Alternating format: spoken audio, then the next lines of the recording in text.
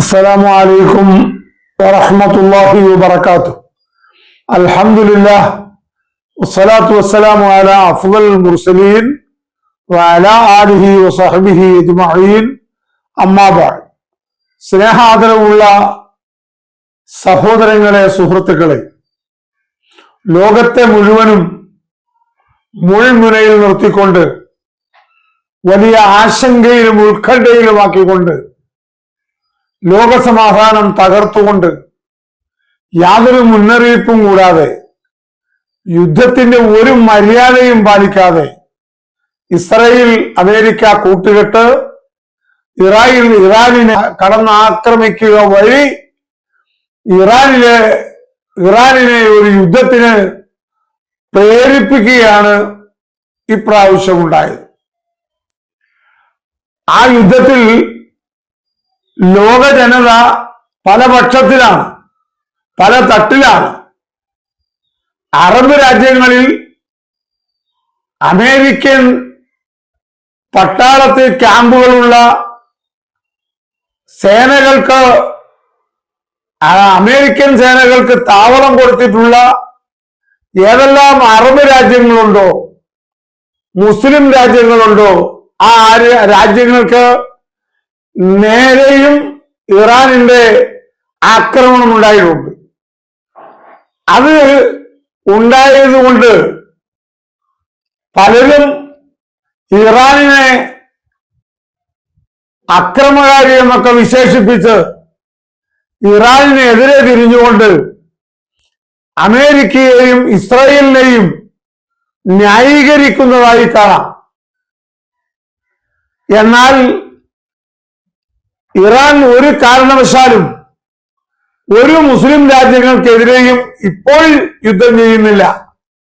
ഇപ്പോൾ ഇറാനിന്റെ യുദ്ധം അമേരിക്കയ്ക്ക് നേരെയും അമേരിക്കയെ യുദ്ധത്തിന് പ്രേരിപ്പിച്ച് എല്ലാ ചതിയും നടത്തുന്ന ഇസ്രായേലിന് എതിരെയുമാണ് ഇറാനിന്റെ യുദ്ധം. അപ്പോൾ ഇറാനിനെ ആക്ഷേപിച്ചുകൊണ്ടും ഇറാൻ ഭീകരവാദം നടത്തുന്നു എന്ന് പറഞ്ഞുകൊണ്ടുമൊക്കെ സലഫി പണ്ഡിതന്മാരിൽ ചിലർ ഹുസൈൻ സലഫിയെ പോലെയുള്ള പലരും ഇറാനെ നിശ്ചിതമായി വിമർശിച്ചുകൊണ്ട് അമീർ ഒതുക്കുങ്ങൾ ഉൾപ്പെടെ ഉള്ളവർ വീഡിയോ ചെയ്യുന്നതായിട്ട് കാണാൻ കഴിയും. ഇറാന്റെ ഭാഗത്തെ ന്യായീകരിച്ചുകൊണ്ട്, അല്ലെങ്കിൽ പോലും ഇറാനിന്റെ ഈ പ്രാവശ്യം നടന്ന യുദ്ധത്തിൽ ഇറാൻ നിരപരാധിയാണെന്നും യുദ്ധത്തിലേക്ക് ലോക ജനതയെ എത്തിച്ചത് അമേരിക്കയും ഇസ്രായേലുമാണെന്നും അതിൽ ഇറാനെ പഴി ചാരേണ്ട യാതൊരു കാര്യവുമില്ലെന്നും ഡോക്ടർ അനിൽ മുഹമ്മദ് ഹുസൈൻ സലഫിയുടെ പ്രസംഗത്തിന് മറുപടി പറഞ്ഞു. ആ മറുപടി പറഞ്ഞത് തീരെ ദഹിക്കാതെ അമീർ ഒതുക്കങ്ങൾ ഡോക്ടർ അനിൽ മുഹമ്മദിനെതിരെയും ഇറാനെ അനുകൂലിച്ച് സംസാരിക്കുന്നവർക്കെതിരെയും ഒക്കെ ശക്തമായ വീഡിയോ ചെയ്ത് കേൾക്കാനിടയായി. അമീർ ഒതുക്കുകൾ ആ വീഡിയോയിൽ പറയുന്നത് ശിഈയത്തും ഇറാനിയത്തും ഇഖ്വാനിയത്തും ഒക്കെ പറഞ്ഞുകൊണ്ട് ഇപ്പോഴേ ചിലർ രംഗത്ത് വരുന്നു എന്ന. കാരണം ഏറ്റവും കൂടുതൽ ലോകത്ത് മനുഷ്യന്മാരെ കൊന്നൊടുക്കിയിട്ടുള്ള യുദ്ധവെറി പൂണ്ട മനുഷ്യ കുരി നടത്തുന്ന ആളുകളിൽ ഏറ്റവും ഒന്നാം സ്ഥാനത്തുള്ളവർ ഇറാൻ തന്നെയാണ് എന്നും ഇറാൻ കൊന്നതിന്റെ അത്രയും ആളുകളെ യുദ്ധം വഴിയായിട്ട് ഇവിടെ കൊന്നിട്ടില്ലെന്നും അതുകൊണ്ട് ഇറാൻ തന്നെയാണ് എതിർക്കപ്പെടേണ്ടതും എന്നും ഒക്കെയാണ് അമീർ ഒതുക്കങ്ങൾ ഉൾപ്പെടെയുള്ളവർ പറയുന്നത്. അത് വാസ്തവവിരുദ്ധമാണെന്ന് 100% തെറ്റാണെന്നൊന്നും പറയാൻ പറ്റുകയില്ല. കാരണം ഇറാൻ മുമ്പ് യുദ്ധം ചെയ്തിട്ടുണ്ട്. ഇറാഖും ഇറാനും തമ്മിൽ വർഷങ്ങളോളം നീണ്ടു നിൽക്കുന്ന യുദ്ധം ചെയ്തിട്ടുണ്ട്. മറ്റു പലരുമായി യുദ്ധം ചെയ്തിട്ടുണ്ട്. ഒന്നും ഇവിടെ ആരും നിഷേധിക്കുന്നില്ല. ഇറാനെ ആരും അത്തരത്തിൽ വെള്ള പൂശുന്നുമില്ല. പക്ഷെ ഒരു കാര്യം, ഇപ്പോഴത്തെ യുദ്ധത്തിൽ പ്രസന്റ് കണ്ടീഷൻ, ഇപ്പോഴത്തെ നിലപാടാണ് പറയുന്നത്, മുമ്പുള്ള നിലപാടല്ല. ഇപ്പോഴത്തെ നിലപാടിൽ ഇപ്പോൾ നടക്കുന്ന ഇസ്രായേൽ, അമേരിക്ക, ഇറാൻ ഈ യുദ്ധത്തിൽ 100% തെറ്റ് ചെയ്തതും അതിക്രമം കാണിച്ചതും സകല മര്യാദകളിൽ ലംഘിച്ചതും അമേരിക്കയും ഇസ്രായേലുമാണ് എന്നത് പറയാതിരിക്കാൻ നിവൃത്തിയില്ല. അവിടെ ഇറാനിനെ ന്യായീകരിച്ചിട്ടുണ്ടെങ്കിൽ തന്നെ ഇറാനിന്റെ പ്രധാനമന്ത്രി അയത്തുള്ള ഖമേനിയെ ഉൾപ്പെടെയുള്ള ഒരുപാട് പടത്തലവന്മാരെ, സേനാനായകന്മാരെ കൊന്നൊടുക്കി. യുദ്ധം ഏതാണ്ട് ഒത്തുതീർപ്പിലെത്തി യുദ്ധം നിർത്തുന്നു എന്ന് പറയുന്ന ആ സന്ദർഭത്തിലും ഒരു ഭാഗത്ത് യുദ്ധം നിർത്തുന്ന ചർച്ച നടക്കുമ്പോഴും ഇസ്രായേൽ ലെബനനിലേക്ക് മിസൈൽ ആക്രമണം ചെയ്തുകൊണ്ട് കടുത്ത വളരെ വളരെ വലിയ നാശനഷ്ടം ലെബനനിൽ ഉണ്ടാക്കി. ഇങ്ങനെയുള്ള ക്രൂരമായ പ്രവർത്തനങ്ങൾ ഒരുപാട് ചെയ്യുക വഴി ഇസ്രായേലിനെ കുറ്റപ്പെടുത്തുമ്പോൾ അമേരിക്കയെ ലോക പോലീസ് ചമഞ്ഞുകൊണ്ട് മുസ്ലിം രാഷ്ട്രങ്ങൾക്ക് മുഴുവനും ആ മുസ്ലിം രാഷ്ട്രങ്ങളുടെ രക്ഷകൻ ഞാനാണെന്ന് പറഞ്ഞുകൊണ്ട് കാലത്ത് ഫലസ്തീനിലേക്ക് ഇസ്രായേൽ ചെയ്ത കൊടും ക്രൂരതകൾ, സ്കൂളുകളിലേക്ക് ബോംബിട്ടുകൊണ്ട് നിരപരാധികളായ കുഞ്ഞുങ്ങളെയും സ്ത്രീകളെയും പെൺകുട്ടികളെയും ആൺകുട്ടികളെയും അടക്കം വിദ്യാഭ്യാസ സ്ഥാപനങ്ങളൊക്കെ തകർത്ത ഇസ്രായേലി യുദ്ധം അമീറിന്റെ ശ്രദ്ധയിൽപ്പെട്ടില്ലേ? ഇറാനിലെ സ്കൂളിൽ പഠിച്ചുകൊണ്ടിരിക്കുന്ന പിള്ളേർക്ക് നേരെയും കുട്ടികൾക്ക് നേരെയും ബോംബാക്രമണത്തിലൂടെ സ്കൂളും വിദ്യാർത്ഥികളെയും കൊന്നത് ഈ അമീർ അറിഞ്ഞില്ലേ? ഏറ്റവും വലിയ ആത്മീയ നേതാവ് അവർ വിശ്വസിക്കുന്ന, അവർ അംഗീകരിക്കുന്ന ആയത്തുള്ള ഖമേനിയെയും അദ്ദേഹത്തിന്റെ ഭാര്യയെയും മക്കളെയും മറ്റ് സേനാ നായകന്മാരെയും കൊന്നത് അമീർ അറിഞ്ഞില്ലേ?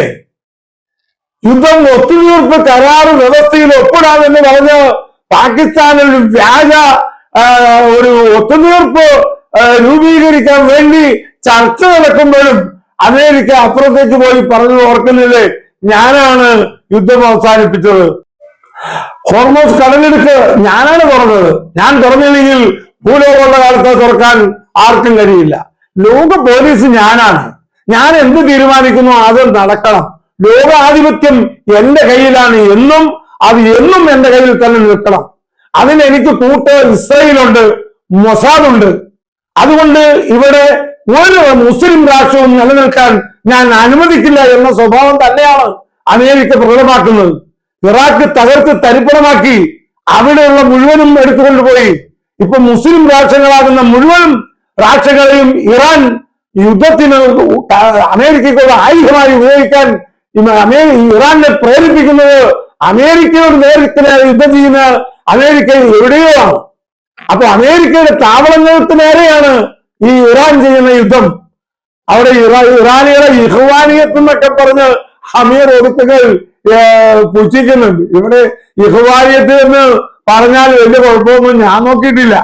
കാരണം ഇവിടെ സലഫികൾ മുഹമ്മദ് ബിൻ അബ്ദുൽ വഹാബ് ലക്ഷോപലക്ഷം, അങ്ങനെയാ പറയണത്, ലക്ഷോപലക്ഷം മുസ്ലിം സുന്നികളെ കൊന്നൊടുക്കിയെന്ന് ഒരു കാസിമി ഇവിടെ പ്രസംഗിക്കാത്തതുകൊണ്ട് കൊല്ലങ്ങളായി കാസിമി പ്രസംഗിക്കുന്നു. എന്താ പറയണത്? മുഹമ്മദ് ബിൻ അബ്ദുൽ വഹാബ് എന്ന മനുഷ്യൻ, അദ്ദേഹം എന്റെ ദൃഷ്ടിയിൽ ബഹുമാന്യനാണ്, എന്റെ ദൃഷ്ടിയിൽ അദ്ദേഹം ആദരണീയനാണ്, എന്റെ ദൃഷ്ടിയിൽ അദ്ദേഹം മഹാപണ്ഡിതനാണ്. പക്ഷേ കാസിമിയുടെ ദൃഷ്ടിയിൽ അദ്ദേഹം പണ്ഡിത് ജാഹിലാണ്, ലോകത്തിലെ ഏറ്റവും വലിയ വിവരദോഷിയാണ്, ലോകത്തിലെ ഏറ്റവും വലിയ തെമ്മാടിയാണ് മുഹമ്മദ് ബിൻ അബ്ദുൽ വഹാബ് എന്നാണ് കാസിമി പറയുന്നത്. ആ മുഹമ്മദ് ബിൻ അബ്ദുൽ വഹാബ് ലക്ഷോപലക്ഷം ആളുകളെ കൊന്നൊടുക്കി എന്ന് പറയുന്ന ആ കാസിമി പറയുന്നതിന് 100% വല്ല സത്യമുണ്ടോ? അമീർ ഒതുക്കുങ്ങൾ, നിങ്ങളിപ്പോ പറയുന്നുള്ള ഇറാന ലോകത്തുള്ള ഒരുപാട് ആളുകളെ കൊന്നത്, ഒരുപാട് യുദ്ധം ചെയ്യുന്നത്, നിങ്ങൾ ഈ പറയുന്നതിന്റെ ഒരു ബദലല്ലേ കാസിമി പറഞ്ഞ മുഹമ്മദ് ബിൻ അബ്ദുൽ വഹാബാണ് ലോകത്തിലെ ഏറ്റവും കൂടുതൽ മുസ്ലിങ്ങളെ കൊന്നു? എന്തിനാ ഇങ്ങനെ അങ്ങോട്ടും ഇങ്ങോട്ടും ചാരണം? ഈ ഇഖ്വാനിയത്ത് നിങ്ങൾ പുച്ഛമായിട്ട് പറയണ്ട. ഒരേ ഖുർആനിൽ വിശ്വസിക്കുന്ന, ഒരേ കഅബ ശരീഫിൽ തിരിഞ്ഞു നിൽക്കുന്ന, ഒരേ ഖുർആൻ വിശ്വസിക്കുന്ന, ഒരേ ഖുർആനെ അംഗീകരിക്കുന്ന, ഒരേ മുഹമ്മദ് മുസ്തഫ നബി തങ്ങളെ അംഗീകരിക്കുന്ന, ഒരേ അള്ളാഹുവിൽ വിശ്വസിക്കുന്ന, ഒരു കഅബയിലേക്ക് തിരിഞ്ഞു നിന്ന് 5 നേരം നമസ്കരിക്കുന്ന മുസ്ലിങ്ങൾ, അത് മുസ്ലിങ്ങൾ തന്നെയാണ്, അത് ഇഖ്വാനിയത്ത് തന്നെയാണ്. അവർക്ക് ഞങ്ങളുടെ സഹോദരങ്ങളാൽ സൗദിയും അറബിയിലുള്ളവരും ഖത്തറിലുള്ളവരും മസ്കറ്റിലുള്ളവരും ഒമാനിലുള്ളവരും ഇന്ത്യയിലുള്ളവരും ലബനാനിലുള്ളവരും മുസ്ലിങ്ങൾ ഇഖ്വാനിയത്തുണ്ട്. ഇറാനിലുള്ളവർക്കുണ്ട്. എന്താ സംശയം? അവരൊന്നും ഇഖ്വാനിയത്ത് ഇല്ലാത്തവരാണ്. അവരൊക്കെ മുഹമ്മദ് ബിൻ അബ്ദുൽ വഹാബ് തെമ്മാടിയാണെന്ന് പ്രസംഗിച്ച കാസിമി പറഞ്ഞതുപോലെയാണോ ഞങ്ങൾ പറയേണ്ടത്? ഞങ്ങൾ അങ്ങനെയാണോ പറയേണ്ടത്? ഇറാന്റെ യുദ്ധത്തിന് ഞങ്ങൾ അങ്ങനെ കാണണോ? ഇറാൻ ഒരുപാട് പേരെ കൊന്നതാണ്, അതുകൊണ്ട് ഇറാൻ യുദ്ധത്തിൽ നശിക്കണം എന്ന് ഞങ്ങൾ പറയണമോ? ഞങ്ങൾ അങ്ങനെ ആഗ്രഹിക്കണമോ? വേറെ പണി നോക്ക്. ഞങ്ങളെ സംബന്ധിച്ചിടത്തോളം ഫലസ്തീൻ എന്ന് പറയുന്ന രാജ്യം ഫലസ്തീനികളായ പാവപ്പെട്ട മുസ്ലിങ്ങളെ കൊന്നൊടുക്കി അറുകുലതയ ഇസ്രായേൽ ഞങ്ങളുടെ നിത്യശത്രുവാൾ. അതിന് മുഴുവൻ ഒത്താശ ചെയ്ത് ലോക പോലീസ് ജനഞ്ഞ അക്രമകാരികൾക്ക് വളമിട്ട് കൊടുക്കുന്ന, ആയുധക്കച്ചവടം നടത്തുന്ന, ലോക മുതലാളി ചമയുന്ന, ലോക പോലീസ് ചമയുന്ന അമേരിക്ക ഞങ്ങളുടെ ശത്രുവാണ്. ഇവിടെ ഇറാൻ ഇഖ്വാനിയത്ത് തന്നെയാ. തർക്കമൊന്നും വേണ്ട. ഞങ്ങൾ അവിടെ ഇഖ്വാനിയത്ത് അതേ ഇറാനെ ഞങ്ങൾ അങ്ങനെ കാണുന്നു. പ്രത്യേകിച്ച് യുദ്ധത്തിൽ അവർ നിരപരാധികളാണെന്ന് കാണുന്നു. കാരണം യുദ്ധത്തിൽ തുടക്കം കുറിച്ചത് അവരല്ല. ഒരു മര്യാദയുമില്ലാതെ സ്വതന്ത്ര രാജ്യമായ ഒരു രാജ്യത്തേക്ക് സ്വയം സൈന്യങ്ങളെ നിർത്താനും സ്വയം ഭരിക്കാനുമുള്ള എല്ലാ അധികാര അവകാശങ്ങളുമുള്ള ഒരു രാജ്യത്തേക്കാണ് കടന്നു കയറി അമേരിക്ക ഇസ്രായേലിനെ കൊണ്ട് യുദ്ധം ചെയ്യിപ്പിക്കുന്നത്. മനസ്സിലാക്കാൻ എന്താ ഇത്ര ബുദ്ധിമുട്ട്, ഇത്ര പ്രയാസം? എന്താ സത്യത്തെ ഇങ്ങനെ മറച്ചു വെക്കുന്നേ? ഇറാന്റെ പട്ടാളത്തിന്റെ ചുമതല ഞങ്ങൾക്ക് വേണമെന്ന് അമേരിക്ക ആഗ്രഹിക്കുന്നത് ന്യായമാണോ? ഇറാന്റെ ഭരണാധികാരിയായ ഖമേനിയെ കൊന്നിട്ട് ഈ അമേരിക്ക സ്വിച്ച് ഇടുമ്പോൾ ഓണാകുകയും സ്വിച്ച് ഇടുമ്പോൾ ഓഫാകുകയും ചെയ്യുന്ന അമേരിക്കയുടെ കയ്യില് റിമോട്ട്, അമേരിക്കയുടെ കയ്യിലായിരിക്കുന്ന ഒരു റിമോട്ട് സംവിധാനത്തിൽ പ്രവർത്തിക്കുന്ന ഒരു ഭരണകൂടം ഇറാനിന് വേണമെന്ന ആഗ്രഹവുമായി യുദ്ധക്കൊതിയനായ ഇസ്രായേലും ട്രംപും രംഗത്ത് വന്നാൽ അവരെ ന്യായീകരിക്കണോ? സൗദി അറേബ്യയിൽ ഏകദേശം മാന്യമായി കുറെയൊക്കെ 100% ഇല്ലെങ്കിലും 90 കുറച്ച് ശതമാനമെങ്കിലും ഇസ്ലാമികമായ രീതിയിലാണ് നീങ്ങുന്നതെന്ന് ഞങ്ങൾ അഭിമാനിച്ചുകൊണ്ടിരുന്നത്. ആ അഭിമാനം മുഴുവനും ബാർ ഹോട്ടൽ ഉൾപ്പെടെ സ്ത്രീ സ്വതന്ത്രമായ യാത്ര ഉൾപ്പെടെ എല്ലാ നിയമവും എടുത്ത് കാലത്തിൽ പരത്തിക്കൊണ്ട് അമേരിക്കയുടെ ചൊൽപ്പടിക്കനുസരിച്ച് പാശ്ചാത്യ പരിഷ്കൃത രാജ്യമായി സൗദി അറേബ്യ കൊണ്ടുനടക്കുന്ന അമേരിക്കയുടെ ഹിതത്തിനനുസരിച്ച് രാജ്യം ഭരിക്കുന്ന സൽമാൻ രാജാവിനെ ഞങ്ങൾ മുന്നോട്ടുകളോ വേണമോ? ലോക പാശ്ചാത്യ രാജ്യങ്ങളെ മുഴുവൻ ലജ്ജിപ്പിക്കുമാർ ഇസ്ലാമിന്റെ മുഴുവൻ നിയമങ്ങളും കാറ്റിൽ പറത്തിക്കൊണ്ട് ലോകത്ത് വൻ ശക്തിയായി ഞങ്ങൾക്ക് മാറണം, ഞങ്ങൾ സമ്പന്നതയുടെ മടിത്തട്ടിൽ നൃത്തം ചെയ്യണം എന്ന് പറഞ്ഞുകൊണ്ട് സർവ ലൗകിക സുഖത്തിന്റെ പിന്നാലെയും സഞ്ചരിക്കുന്ന UAE ഭരണകൂടം ആഗ്രഹിക്കുന്ന രീതിയിലുള്ള ഒരു സംവിധാനം ഉണ്ടാകാൻ ഞങ്ങൾ പറയണമോ?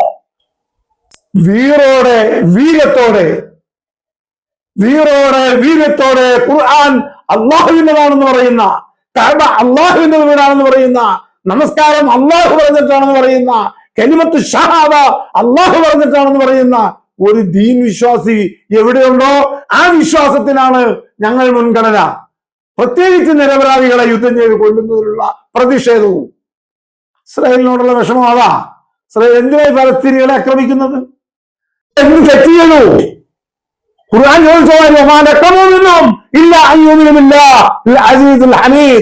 എന്ത് തെറ്റ് ചെയ്തിട്ടാ ഈ മർദ്ദിക്കുന്ന, ഈ കൊല്ലുന്നത്, ഈ ഫലസ്തീനികളെ കൊല്ലുന്നത്? ഈ ഫലസ്തീനിലെ ആണുങ്ങളെയും പെണ്ണുങ്ങളെയും കുഞ്ഞുങ്ങളെയും ചോരക്കുഞ്ഞുങ്ങളെയും കൊല്ലുന്നത്? അതിനെതിരെ പ്രതികരിക്കുന്ന ഒരു ഇറാൻ ശക്തി കയറണം. ഇറാൻ ഈ യുദ്ധത്തിൽ വിജയിക്കണം. അത് രാജ്യത്തിന്റെ ആവശ്യമാണ്, മര്യാദയുടെ ആവശ്യമാണ്. അതിൽ ഇറാന്റെ വേൾഡ് ഹിസ്റ്ററി പരതിപ്പോകേണ്ട പണിയൊന്നും ഞങ്ങൾക്കില്ല. ഇറാൻ വേൾഡ് ഹിസ്റ്ററി പരിശോധിക്കേണ്ടതുമില്ല. ഇറാഖുമായി ഇറാൻ യുദ്ധം നടത്തിയിട്ടുണ്ട്, പല യുദ്ധവും നടത്തിയിട്ടുണ്ട്. പക്ഷെ അതൊക്കെ വേറെ. ഇന്നത്തെ പ്രസന്റ് കണ്ടീഷൻ, ഈ യുദ്ധം ഇസ്രായേലും അമേരിക്കയും കൂടി എന്തിന് ഇറാനിൽ തുടങ്ങിയെന്നാണ് ഞങ്ങൾക്ക് അറിയേണ്ടത്.